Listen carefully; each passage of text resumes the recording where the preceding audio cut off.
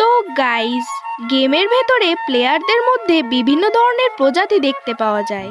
কেউ রাশার, কেউ ক্যাম্পার, কেউ আবার স্নাইপার ভালো চালায়, তো আবার কেউ কভার ভালো দেয়।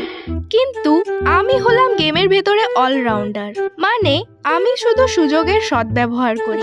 আমি যে ক্যারেক্টার স্কিলগুলো নিয়ে বিআর র্যাঙ্ক খেলি তার মধ্যে যেমন স্যান্টিনো আর মোকো থাকে রাশ করার জন্য, তেমনই র্যাফেলও থাকে স্নাইপিং করার জন্য। আর আমার টিমমেটগুলো মরে গেলে তাদেরকে রিভাইভ দেওয়ার জন্য আমি রাখি গাড়ির ক্যারেক্টার মিশা।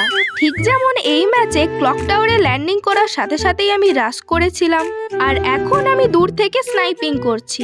অলরেডি একটাকে হেডশট দিয়ে ডাউন করে দিয়েছি, আর আমার কাছে আছেই তো ডোরেমনের গ্যাজেট।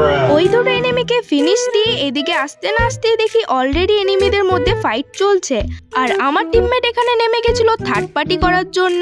আর আমাদেরকে মারার জন্যই তারা গাড়ি নিয়ে আমাদের জাস্ট পেছনেই আসছে, তাই তাদেরকে একটু সাইডের দিকে নিয়ে এলাম যাতে আমাদের সাথে আর কোনো প্রকারের থার্ড পার্টি না হয়ে যায়।